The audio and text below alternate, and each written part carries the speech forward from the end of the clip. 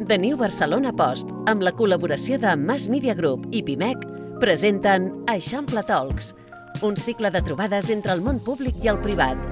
Presentat per Helena Busquets, directora de The New Barcelona Post. Benvinguts tots al segon Eixample Talks. Avui parlarem del repte del finançament empresarial i ho tornarem a fer Pimec i The New Barcelona Post amb aquesta voluntat d'ajuntar el món públic i el món privat per donar respostes als grans reptes de país i també de ciutat.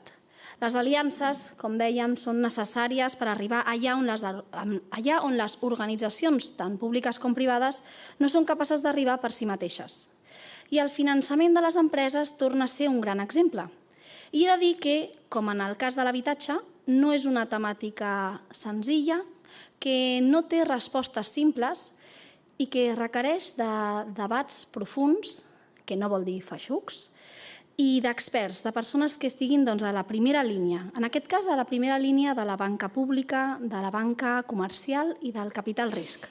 Abans de començar el debat, però, ens donen la benvinguda primer Pere Cots, director de l'àrea de consultoria estratègica i finançament de Pimec, i tot seguit després vindrà el Guillem Carol, CEO de Mass Media Group i editor de The New Barcelona Post. Endavant.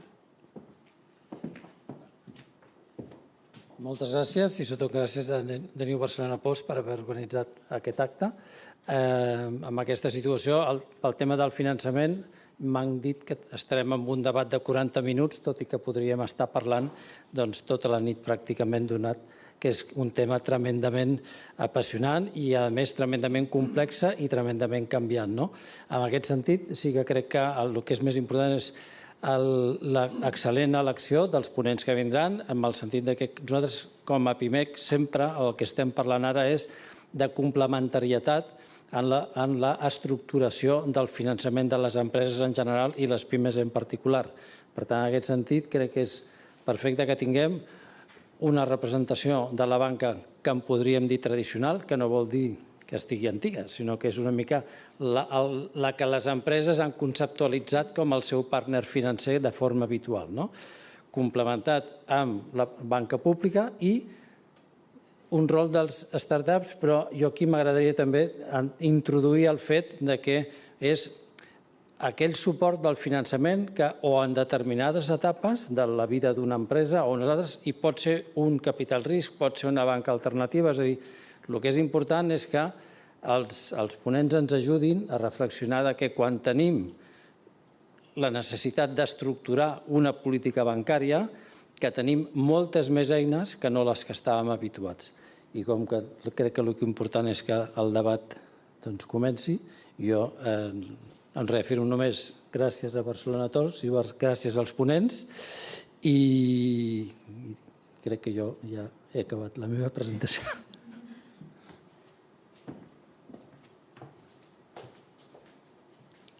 Bé, moltes gràcies, bon vespre a tothom. Moltes gràcies per venir aquí una sessió més d'Eixample Talks, aquestes sessions que fem des del The New Barcelona Post per parlar en aquells àmbits on són importants i on és necessari que col·labori el món públic amb el món privat. Vam començar amb una sessió fa un mes parlant sobre el repte de l'habitatge. Avui fem la segona sessió parlant sobre el repte del finançament i acabarem l'any, al desembre, parlant sobre el repte de l'energia. Creiem que és important i creiem que és necessari des del The New Barcelona Post posar la lupa i parlar d'aquells àmbits on és estrictament necessari que col·laborin l'espai públic i l'espai privat.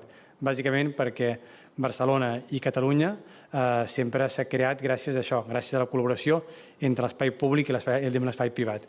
Gràcies a iniciatives com Fira Barcelona, el Palau de la Música, el Liceu o tants altres, s'ha construït el nostre país i hem pogut construir tantes entitats i tants espais. Sembla que això, en els últims anys, en alguns àmbits, això se'ns ha oblidat i, per tant, des del The New Barcelona Post, el diari de les bones notícies de Barcelona, volem contribuir a aquest debat i a aquest plantejament amb l'Eixample Talks, que a part d'estar aquí físicament, també després podreu recuperar via online, amb un videopodcast, amb un podcast, amb continguts amb Reels i amb una àmplia notícia en el nostre digital. Per tant, moltes gràcies per venir i endavant.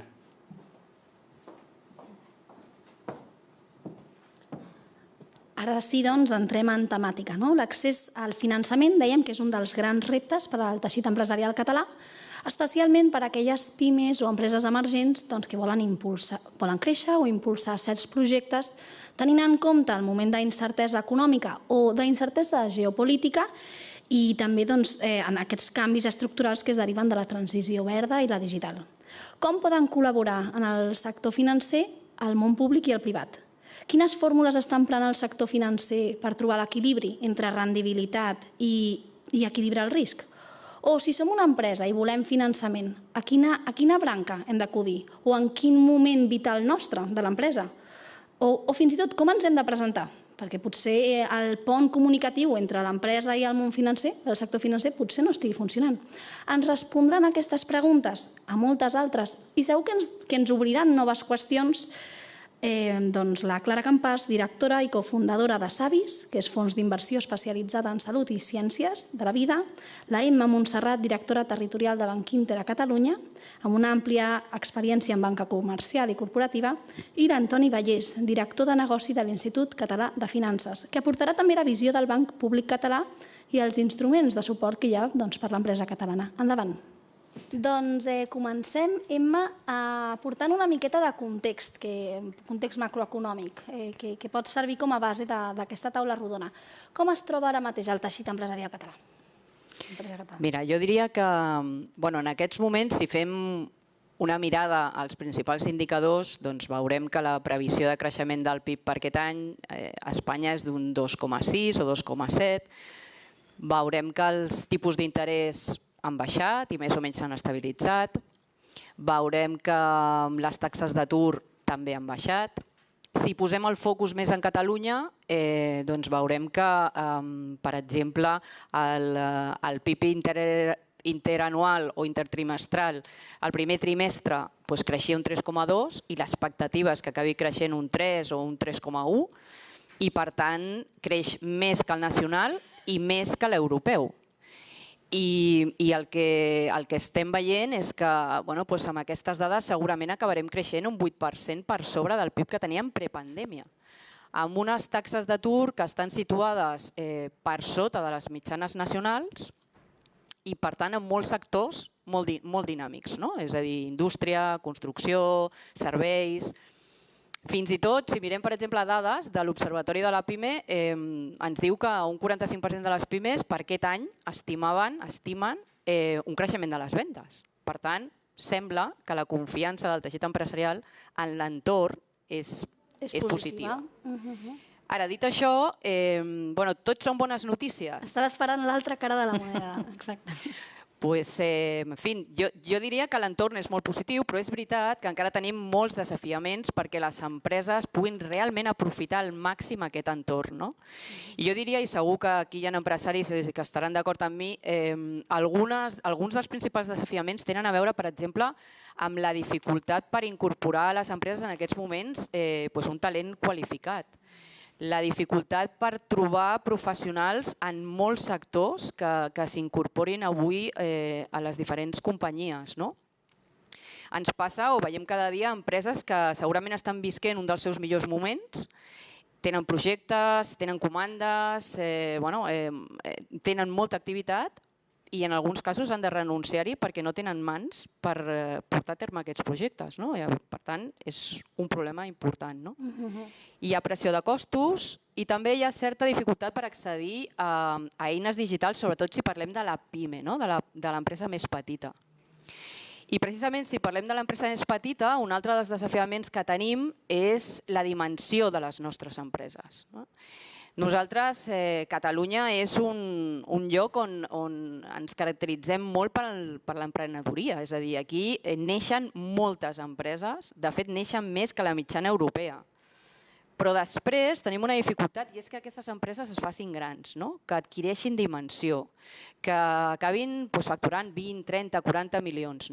I no és tant un tema de dimensió, sinó que la dimensió porta altres coses. És a dir, quan una empresa té una certa dimensió, té una millor productivitat. No hem d'oblidar que aquest país té els pitjors índexs de productivitat d'Europa.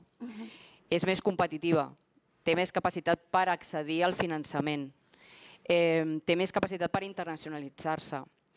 I per tant, quan és molt petita, doncs també té més dificultats per superar situacions de crisi, no? I això no és teoria, ho hem viscut no fa gaire en moments complicats, no? Les empreses més grans tenen més cintura o més capacitat per capejar el temporal, no? Per tant, resumint, jo diria que l'entorn té moltes coses bones, però que tenim determinades coses en les quals s'ha de treballar perquè realment les empreses hi puguin aprofitar totes aquestes coses bones, no? Perquè estiguin preparades per quan l'entorn no sigui tan bo, no?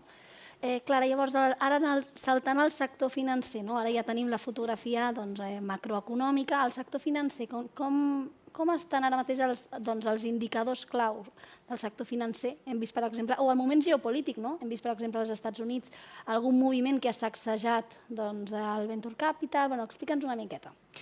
Doncs, primer de tot, gràcies i totalment d'acord amb el que comentava la Emma. Nosaltres que invertim a tota Europa i a vegades també als Estats Units en companyies amb un factor tecnològic molt rellevant, en ciències de la vida, però on hi ha molta ciència, molta innovació, sempre veureu que em vaig referint també a un entorn més macro, perquè una empresa que està desenvolupant una teràpia gènica per curar una malaltia de l'ull no ho fa pel mercat italià o pel mercat català, ho fa per un mercat global. Per tant, nosaltres també moltes vegades ens afecten aquestes tendències. Jo crec que ara mateix hi ha dues tendències a Europa especialment, i que afecten a Catalunya. La primera és la incertesa geopolítica i macroeconòmica que venim arrossegant des de fa molt temps, tot i que si ho mirem una mica zoom out, fa tants anys que passem d'una incertesa a una altra que jo crec que ens hem acostumat a treballar en aquests ambients. Per no dir pandèmia, crisi del 2008, etc.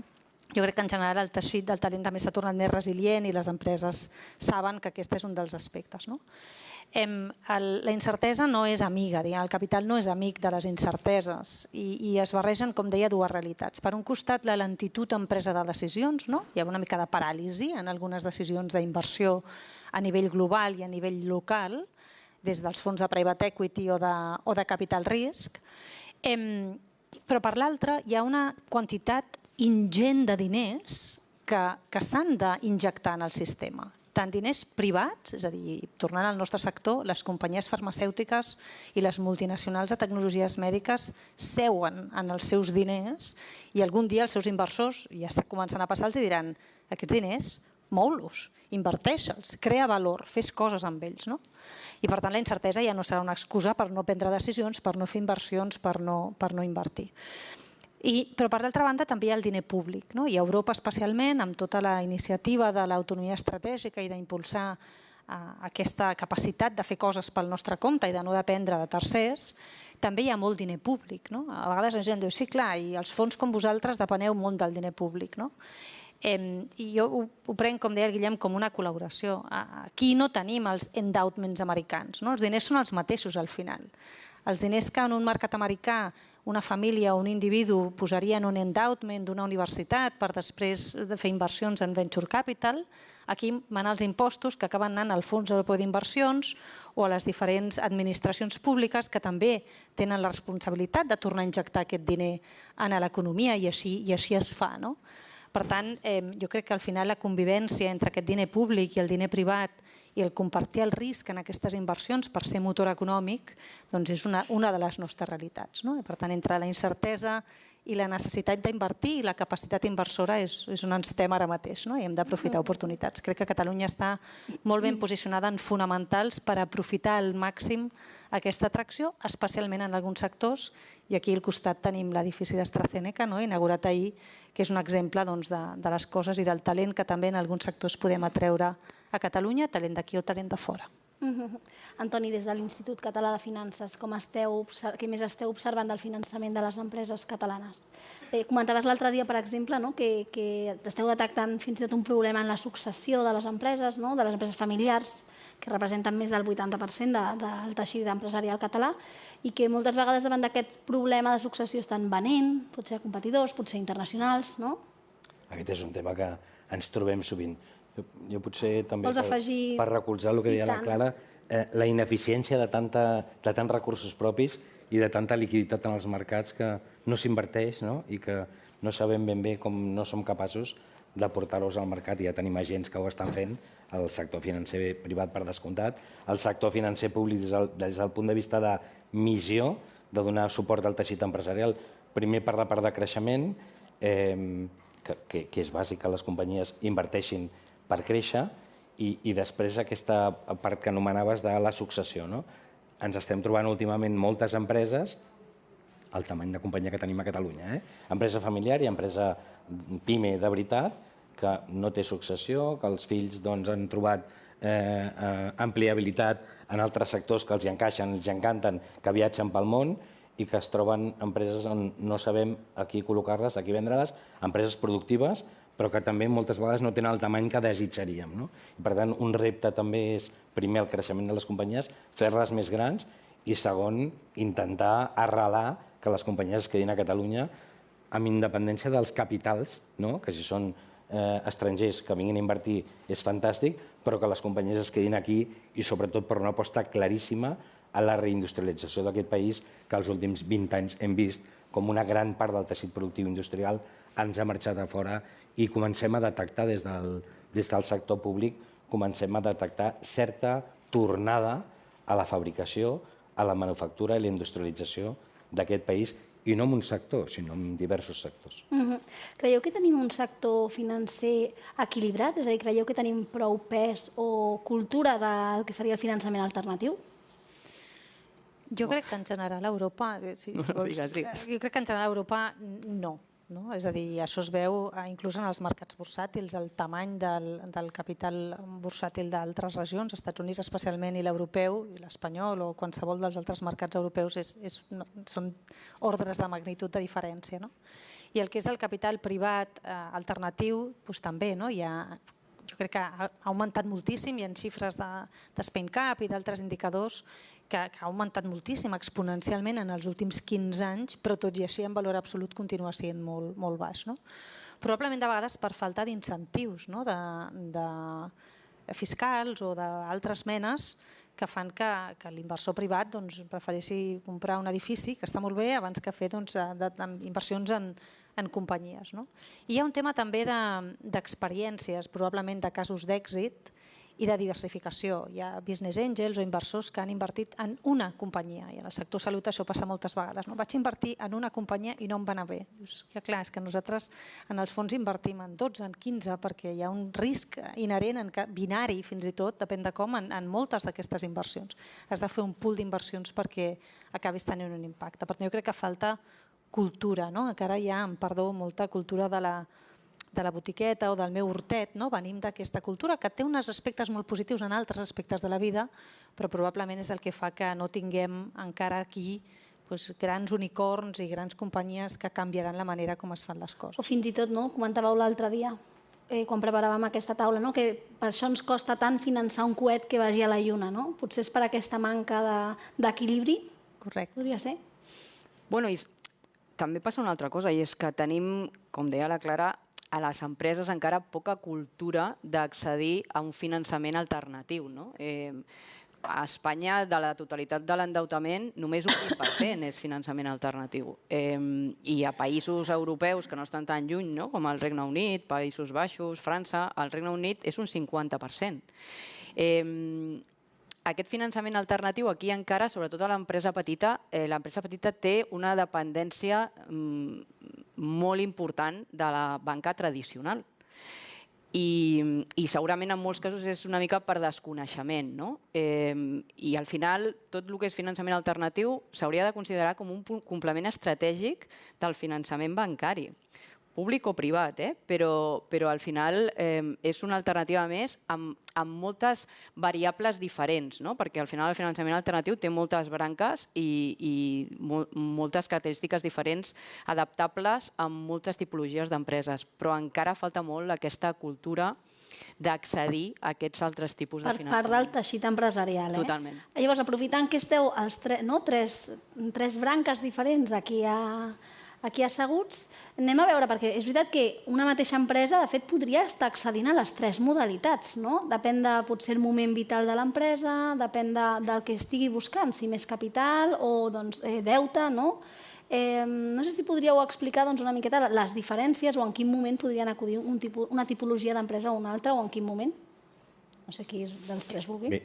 A veure, quan parlem, o sigui, podem parlar de deute o de capital, no? Aleshores, quan parlem de deute, jo parlaria més de finançament, quan parlem de deute, més d'inversió, no? Com a conceptes una mica diferents. Tu quan vas a buscar deute, segurament hauries de tenir un projecte capaç de generar uns fluxos de caixa recurrents, perquè segurament aquest finançament l'hauràs de tornar. Normalment els bancs deixem diners, o sigui, no els donem, esperem que ens els tornin un dia, no? Aleshores, necessites tenir aquesta activitat perquè poder-los tornar, no? I també segurament per pagar interessos per aquest finançament, no? En canvi, tu, si ets una empresa que està començant, que és una startup, o fins i tot una empresa que ja és sòlida, però que ha d'abordar un projecte de creixement molt important, segurament tindrà més sentit recórrer a capital que a endeutament. I segurament aquest capital, el capital al final també té algunes característiques peculiars, i és que si has de recórrer a capital també has d'assumir tu com a accionista que hauràs de compartir les teves decisions amb qui s'incorpori al capital. Exactament. I que aleshores aquelles decisions ja no seran només teves, hauràs de consensuar-les, però és veritat que l'entrada de capital dona una foto més solvent de la companyia, perquè al final és patrimoni, i en canvi quan fiques endeutament fas que una companyia estigui més apalancada. Aleshores, són dues alternatives diferents però perfectament compatibles. Vull dir que la Clara, des del seu punt de vista més d'inversor... Sí, o no sé si també... Clar, és que el paper de l'ICF, de l'Institut Català de Finances, potser sigui més difícil o menys conegut per l'imaginari col·lectiu. No sé si vulguis explicar també quina tipologia d'empreses o en quin moment poden accedir a l'Institut Català de Finances. Jo diria que malauradament tens tota la raó. Som una gran entitat financera pública, però també som un gran desconegut, per alguns, cada cop menys. Jo crec que el boca-orella nostre és molt lent, és molt lent, però va arribant a les empreses. Necessitem molt dels nostres partners. Nosaltres ens definim com a finançament públic complementari, sempre. A vegades hem d'abordar projectes sols? Sí, a vegades hem d'abordar projectes sols perquè són projectes on potser han esgotat la capacitat d'endeutament al sector financer privat, que no vol dir que si l'han esgotat en el sector privat també l'esgoten a casa nostra. Des del punt de vista de risc, nosaltres fem exactament les mateixes valoracions. Però sí que és cert que aquesta complementaritat que nosaltres busquem, la busquem en la part de capital, que també som agents i som intervinents en el capital de les companyies, participem, som fons de fons també amb estructura de fons i estem en tots els moments vitals de la companyia. Però sempre, sempre, sempre la nostra definició és de capital complementari i sempre de banca d'inversió. Nosaltres, a diferència del sector financer privat, que creiem que ells juguen un paper fonamental en finançar el circulant de les companyies i projectes a mitjos terminis, nosaltres tenim confort total en finançar projectes a molt llarg termini que no facin col·lapsar la companyia, com dèiem abans, que l'estructura financera de la companyia que estigui capitalitzada, que el deute estigui ordenat i que nosaltres puguem finançar projectes de creixement a molt llarg termini que no drinin els recursos que necessita la companyia per dur a terme la seva pròpia activitat, per acudir al servei del deute que té contragut amb els seus bancs i que els seus socis de capital també puguin treure el rendiment i el retorn que toca. Totalment, és a dir, hi ha diversos exemples que podríem posar. L'Institut Català de Finances és inversor dels fons de savis, som a més coinversors en algunes de les companyies que quan han de construir un laboratori més gran o un centre de producció acudeixen a Bankinter o altres entitats financeres per finançar un negoci que és més similar al que la banca tradicional fa i inclús temes de circulant. Quan estàs fent distribució de producte, fabricació i distribució de producte a tot el món, doncs has de jugar també amb aquesta part comptable financera. Per tant, jo crec que trobaríem diversos exemples en els que convivim. El que no té sentit, com estic totalment d'acord amb la Emma, en el que deia d'utilitzar un instrument per una cosa que no té res a veure, perquè després no acaba funcionant ni per uns ni pels altres. I un comentari només en el tema de la governança o de la por a la pèrdua de control.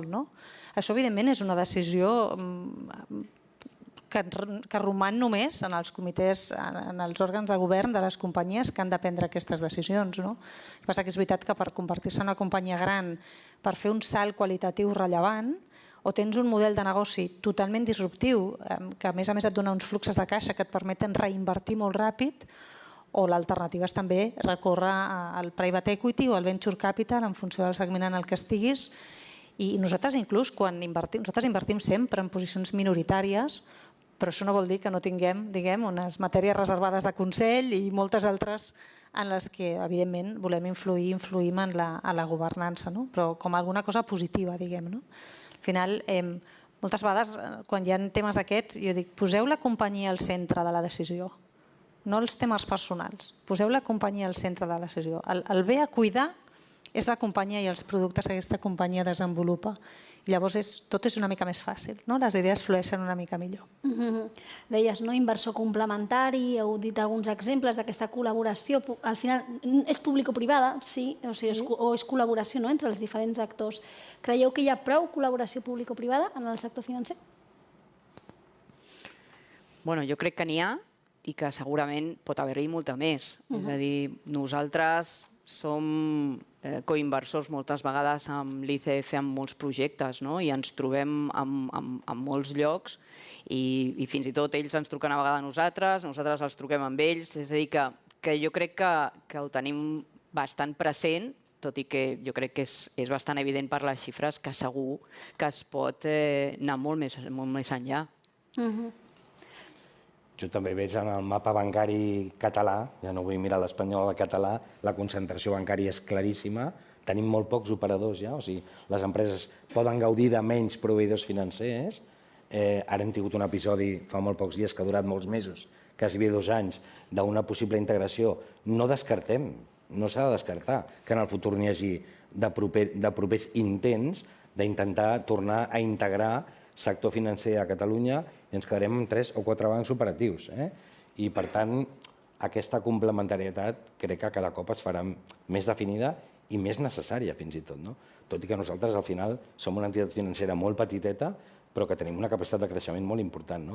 La Emma deia, amb l'ICF ens trobem sovint. Sí, ens trobem sovint i sobretot amb la mateixa idea clara de facilitar a la companyia trobar finançament per aquell projecte on Bankinter o una altra entitat financera està confortable amb una xifra i que l'ICF pot facilitar, complementar, perquè es tanqui el 100% del projecte. A part que som facilitadors moltes vegades que som una entitat financera que en el banc no li drena cap recurs de negoci recurrent, etc., que això moltes vegades també facilita que el client no l'haguem de tabalar molt amb dir ho has de fer amb 3 bancs i cada banc et demanarà les seves compensacions hiperlegítimes, només faltaria, però de negoci, i de negoci recurrent, que és on els bancs guanyen la seva majoria dels seus ingressos d'explotació. Per tant, jo crec que li hem de donar més valor, crec que pot créixer, com deia molt bé la Emma, la nostra participació en aquest crèdit complementari, que en el futur podem esdevenir més rellevants, haurem de créixer, tenir més recursos dels mercats financers, però nosaltres també anem als mercats financers a demanar crèdits. El nostre finançament públic no prové del pressupost de la Generalitat i això crec que també és molt important entendre-ho. I amb això també que vull aclarir que el preu del nostre diner sempre és un xic més car que el del sector financer privat, perquè nosaltres anem als mercats, ens endeutem i hem de posar-li un marge per poder pagar la petita estructura a l'ICF i després per cobrir els possibles riscos d'impagament de les operacions que nosaltres financem. Però crec que hi ha espai per recórrer, que la complementarietat es mantindrà sí o sí, que el crèdit alternatiu ja no existeix, ha de ser complementari 100% i que la part de capital, que a casa nostra tu la coneixes molt bé, és petita en quant a tamany, però estem posant molts esforços perquè la part de capital creixi i creixi amb xifres molt rellevants. Us he preguntat per les connexions entre vosaltres, però i la connexió del sector financer amb el teixit empresarial o amb el sector fins i tot d'emprenedor català, com està aquest pont? A veure, des de la perspectiva del finançament privat i també un altre cop en la nostra àrea de ciències de la vida i innovació en salut, ens coneixem, és a dir, ens coneixem molt. Una startup que comença, que és un spin-off del IRB de Barcelona o del CRG o de l'ICFO o una companyia que neix amb una tecnologia pròpia i que vol créixer i està en el parc científic, sap qui són els actors de finançament de l'ecosistema i de l'ecosistema europeu i global. Passa que això no vol dir que el llenguatge sigui el mateix i que sigui fàcil interaccionar.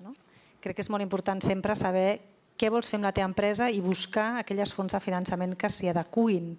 Recordo una vegada que em van trucar al timbre de l'oficina a les 7-8 del vespre i va venir un senyor amb un sobre i em va dir: tengo aquí su nuevo proyecto que tiene que financiar d'energies renovables. I vaig dir: si és que nosaltres només invertim en ciències de la vida, da igual, a partir de hoy va canviar. Dic, bueno, no sé si som nosaltres els que canviarem de forma d'invertir, perquè no en tinc ni idea d'energies renovables. Saps si va aconseguir algú que ho financés o no? No en tinc ni idea, perquè venia amb el sobre i no ho podia enviar per mail, havia de ser aquell paper. Llavors hi ha un tema, diguem, d'encaix. És evident que hi ha d'haver un encaix entre el que un vol fer a la seva empresa i la font de finançament a la que recorre. Però en general, en el nostre sector almenys, jo crec que sí que hi ha un coneixement previ. I només un apunt respecte al tema públic o privat. Jo crec que, i una nota molt positiva, jo crec que sempre hi ha hagut aquesta col·laboració, últimament hi és encara més, però a més es fa sense complexes, afortunadament.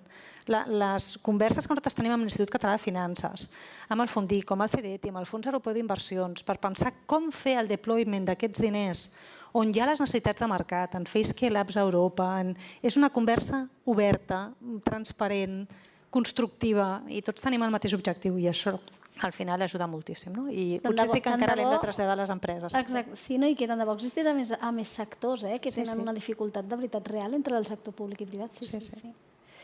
Anem a la ronda final, que seria, doncs, aquí entre el públic hi ha molts experts del sector financer, però també hi ha moltes empreses. I llavors, si haguéssim de fer empresa, posa't les piles, i haguéssim de dir-li, doncs, empresa, quan vinguis a nosaltres, els deures que has de fer o el que has de tenir clar és per facilitar aquest pont. Fem una ronda i dieu tots la vostra? Vinga. Nosaltres, quan les empreses venen a demanar-nos a nosaltres diners, què és el que passa? És necessari venir amb un bon projecte. Lògicament, el projecte ha de ser sòlid, ha de ser solvent, ha de ser consistent, però moltes vegades, si vens a un banc amb un PowerPoint molt maco, amb moltes slides de colors, doncs segurament ens el mirarem una estona i tal, però després que normalment entraran els analistes de risc a treballar aquella proposta i avaluar si podem o no posar diners en aquell projecte, necessitaran números. I ens passa moltes vegades que ens venen projectes que a més tenen molt bona pinta, que són molt atractius i de més, però que no tenen números, que no estan quantificats. I aleshores això impedeix avançar amb el projecte o requereix fer aquest exercici previ. I a vegades t'arriba algun projecte d'aquest tipus no suficientment treballat, o fins i tot a vegades si tens un avanç de números, però falten moltes coses per poder realment fer aquell anàlisi profund. Aleshores, jo una de les primeres coses que diria és necessari un determinat grau de professionalització en el tema financer. I això passa moltes vegades també amb empreses que comencen on hi ha algú que té una idea meravellosa, però aquella idea meravellosa s'ha de portar després també als papers i se li ha de fer un anàlisi perquè la idea meravellosa, perquè es pugui convertir en una empresa solvent en el temps, requereix que compleixi tota una sèrie de requisits en quant a la portada al món real d'aquella idea. No et poden venir amb un sobre. Sí, amb un sobre, però dintre del sobre, a més de fotos, necessitem alguns càlculs, que després segurament nosaltres ja es traçarem, perquè és una mica la nostra tasca, i ja farem moltes preguntes perquè també som molt preguntons, però és necessari per prendre la decisió de si finalment inverteixes o no, perquè al final no hem de perdre de vista que un banc és una empresa que el seu producte són els diners, com el d'un altre són les sabatilles. I nosaltres agafem diners de clients que ens els deixen i deixem aquests diners amb uns altres que ens els demanen. Però la nostra obligació és que el dia que aquells senyors ens demanin els seus diners, nosaltres els hi puguem tornar. I per poder fer això, hem hagut d'invertir aquests diners en projectes solvents. Perquè si fiquem els diners en projectes que se'ns van caient, no podrem tornar els diners a aquells que ens els van deixar. Aleshores, la nostra obligació és analitzar aquells projectes i dintre d'assumir un determinat risc, perquè totes les inversions tenen un risc, ha de ser un risc mesurat. És a dir, hem de poder tenir una certa tranquil·litat sobre allò que estem avaluant.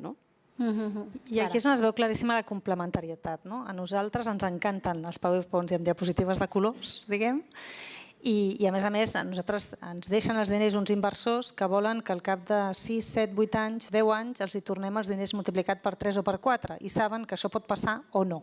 Per tant, és un context molt diferent, que això no vol dir que no sigui complementari. El que nosaltres necessitem són projectes disruptius, si no, no són font d'inversió per un venture capital com el nostre, projectes que realment canviïn la forma com tractarem els pacients o com aquests pacients sobreviuran a malalties o tindran temes de prevenció. I no pot ser un projecte a 6 mesos. És a dir, necessitem entendre què vol fer aquella empresa o què creu que ha de fer els propers 6 mesos, els propers 2 anys i els propers 10. Ningú té la bola de vidre per saber què passarà d'aquí 10, però has de saber què vols fer. Llavors, sortiran coses pel camí, però hi ha d'haver una coherència entre els 6 mesos, els 2 anys i els 10 anys. Si no, els projectes de seguida veus que trontollen, en aquest sentit. Antoni. Molt d'acord amb tot el que han dit, però potser afegir 3 coses. Una, nosaltres som una entitat financera pública i no traslladem subvencions. I, per tant, fem préstecs i també se'ns han de repagar. A vegades traslladem subvencions perquè els departaments, i seguint les polítiques públiques del govern de la Generalitat, acompanyen el nostre finançament d'ajuts en forma de tipus d'interès o ajuts en forma de garantia per fer possibles els projectes. Però jo, si hagués demanat 3 coses o 2 coses a les empreses, una, que apostin per projectes transformadors, que aportin valor a les companyies. Si no, això és més del mateix, és continuar fent la mateixa feina que estàs fent, i després, i que va conjunt amb això, que financin els projectes de la forma més adequada possible.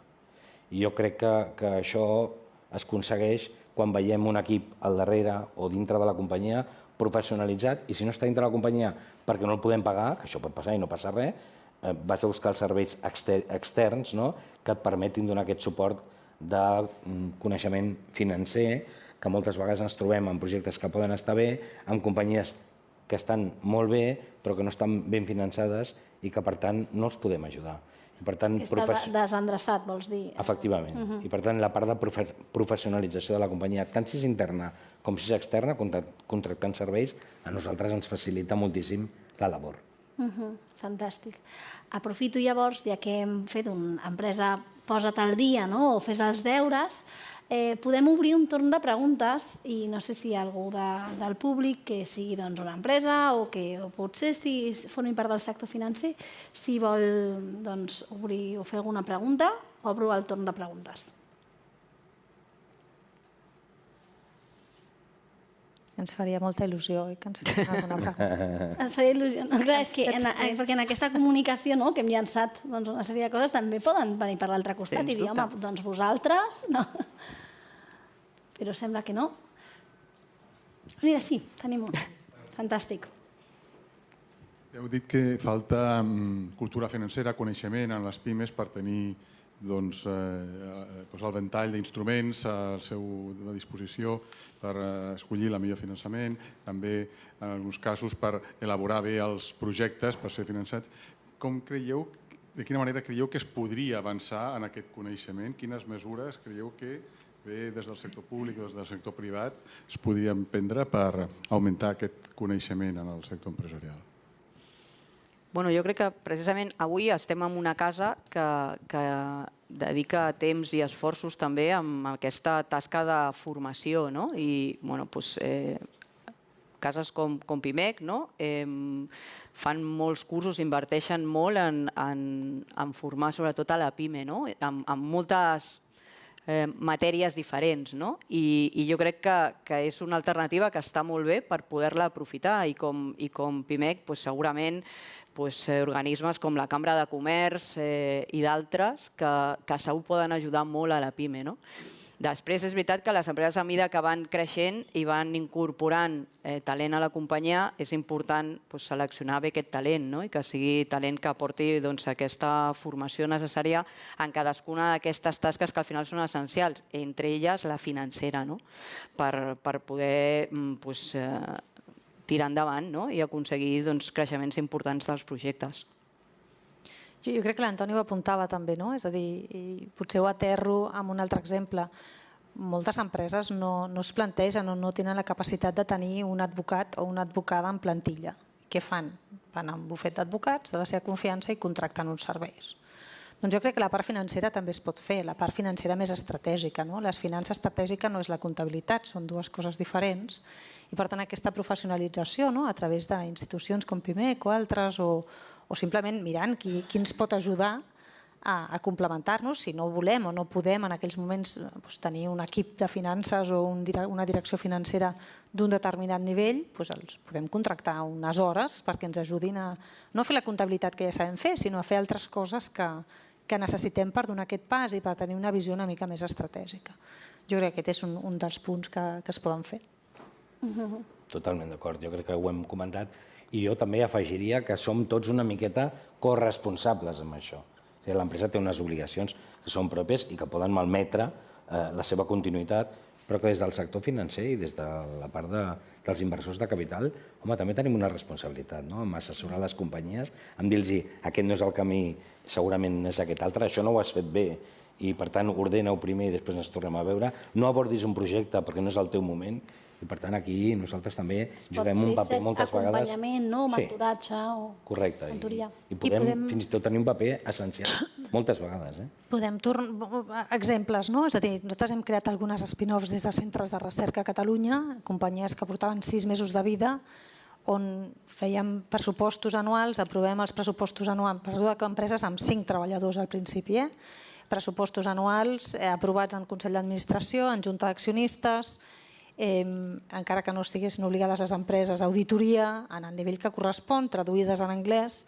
I de vegades algun emprenedor ens deia, i això, si hem aixecat 3 milions d'euros, només, entre cometes, no?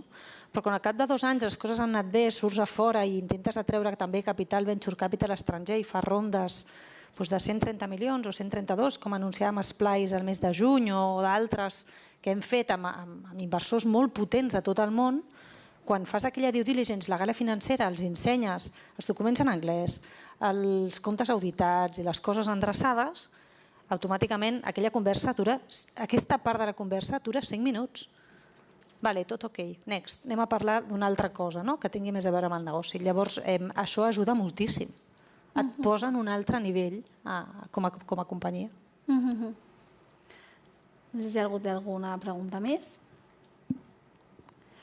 Moltes gràcies a tots tres, Emma, Clara i Antoni, per aquest debat que a més ha sigut molt constructiu. Heu aterrat un sector i uns conceptes que potser puguin ser de vegades complicats i els heu aterrat i els heu fet això molt senzills i d'una manera, amb una perspectiva molt constructiva. Moltes gràcies.